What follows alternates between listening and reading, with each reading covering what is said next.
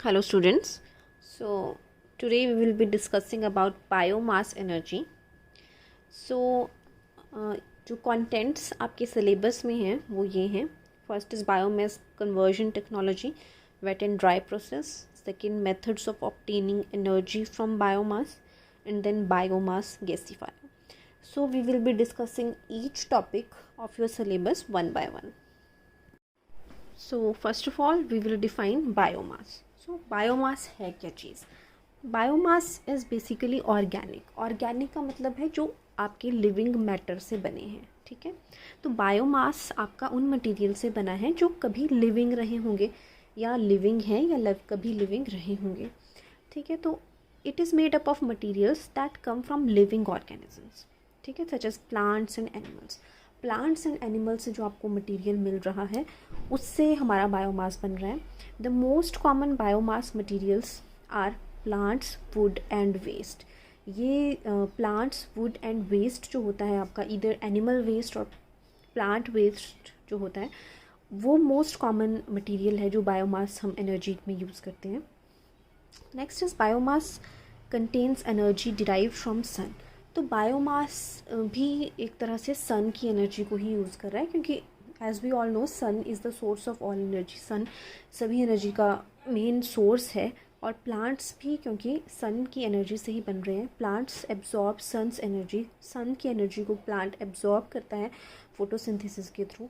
तो इसलिए बायोमास को भी हम एक तरह से सन से डिराइव भी कह सकते हैं. And this is the equation for the photosynthesis कि प्लांट जो है वो carbon dioxide 6 molecules of CO2 and 6 molecules of water in the presence of sunlight and chlorophyll, it gives you this C6H12O6, that is glucose and oxygen. तो basically जो plant है वो क्या करता है, आपका कार्बन डाइऑक्साइड एब्जॉर्ब करता है एंड ऑक्सीजन रिलीज़ करता है. तो हम बायोमास को एक कार्बन साइकिल न्यूट्रल भी कह सकते हैं कई, क्योंकि क्या है कि biomass does not add carbon dioxide to the atmosphere. क्योंकि बायोमास ने क्या किया, जो CO2 इसने यहाँ पे एब्जॉर्ब किया अपने लाइफ टाइम में, जो प्लांट ने कार्बन डाइऑक्साइड एब्जॉर्ब किया होगा, बाद में जब आप उसको जलाएंगे तो उतना ही वो रिलीज़ होगा. तो as it absorbs the same amount of carbon in growing as it releases when consumed as a fuel. So energy consumed from produced from biomass is carbon cycle neutral. Carbon cycle neutral कहते हैं कि वो कोई भी carbon dioxide add नहीं करता. ठीक है, अगर उसमें, क्योंकि उसने जितना उस एब्जॉर्ब किया उतना ही वो तब बाद में रिलीज़ करेगा, तो न्यूट्रल है कार्बन साइकिल ये. अब हम आगे प्रोसीड करने से पहले एक बार मैं आपको डिफरेंट टाइप्स ऑफ बायोमास के बारे में बताती हूँ कि किन किन चीज़ों से बायोमास बनता है.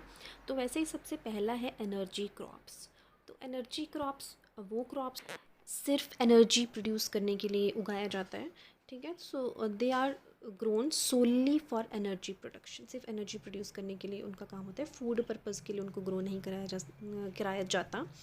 और बाद में उनको हम सॉलिड, लिक्विड या गैसियस फ्यूल्स में कन्वर्ट कर सकते हैं. Second type of biomass is woody biomass. ठीक है, वुडी बायोमास सिंपल जैसे नाम से पता चल रहा है, जो ट्रीज़ की ऑब्टेन किया जाता है, ट्रीज़ से ऑब्टेन किया जाता है.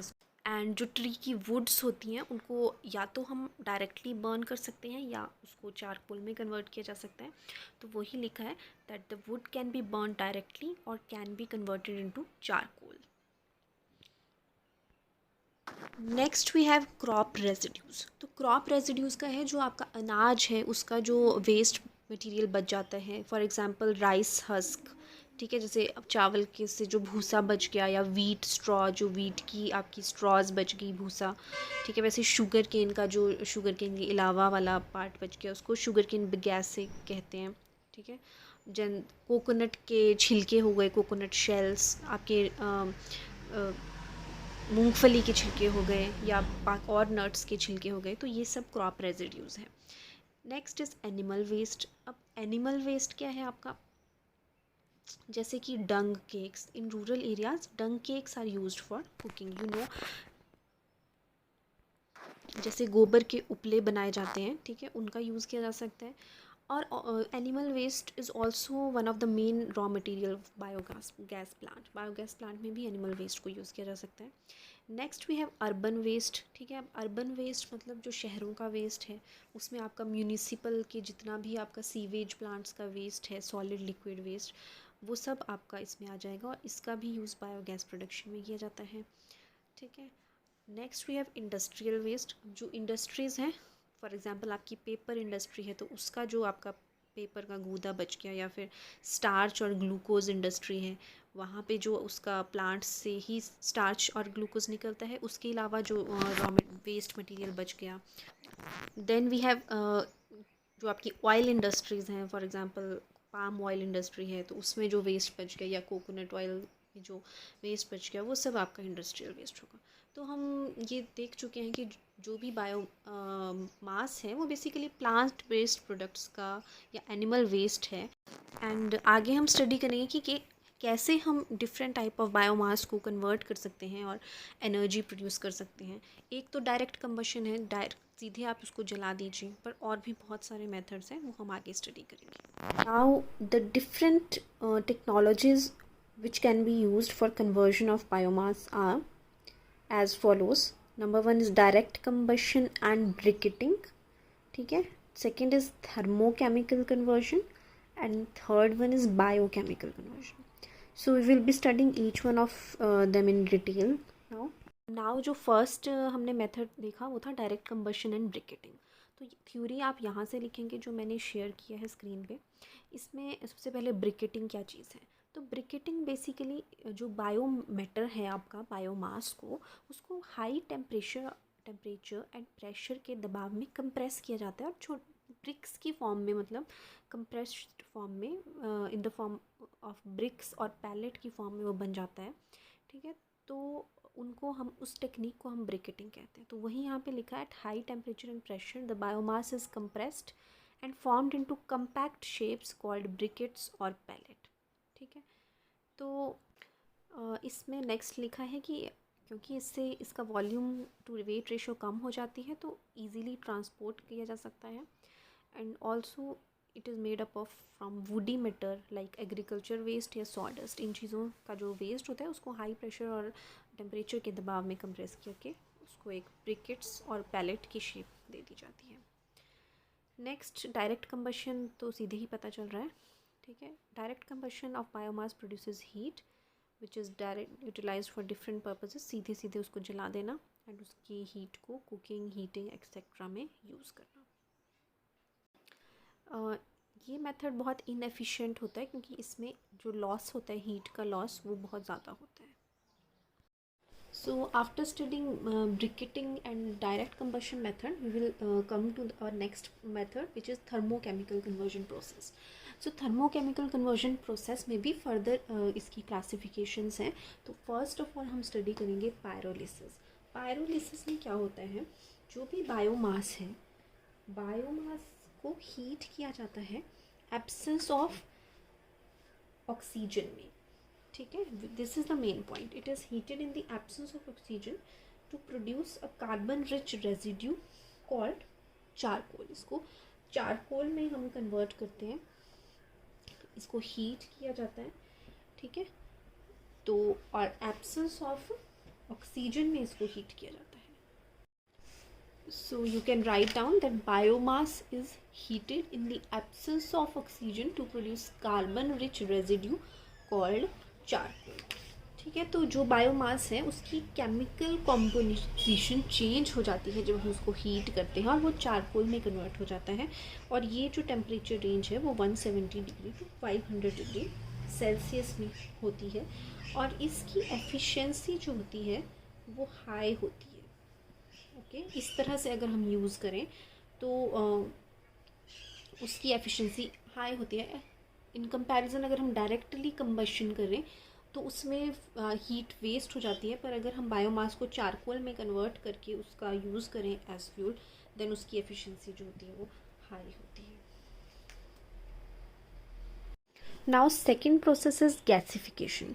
ठीक है, गैसिफिकेशन में क्या होता है, तो बायोमास को हीट किया जाता है limited amount of oxygen. Pyrolysis में it was heated in the absence of oxygen and here limited amount of oxygen, मतलब बहुत कम ऑक्सीजन में इसको हीट किया जाता है, तो उसकी वजह से गैसियस फ्यूल बनता है जिसको हम प्रोड्यूसर गैस कहते हैं। तो बायोमास को ऑक्सीजन की प्रेजेंस में हीट किया जाता है, प्रोड्यूसर गैस मिलती है।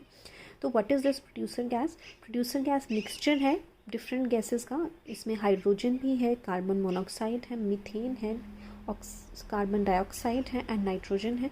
इनकी परसेंटेजेस गिवन है, अगर आपको याद रह जाता है वेरी गुड, अगर नहीं याद रहता then you have to at least remember the its composition. So the third one is liquefaction.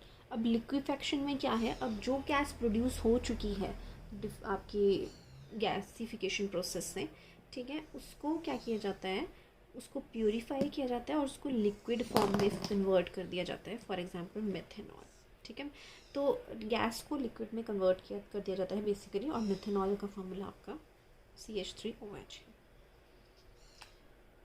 Now the next type is biochemical conversion processes, और अगेन इसके 3 टाइप्स हैं, एक है anaerobic digestion and next is ethanol fermentation.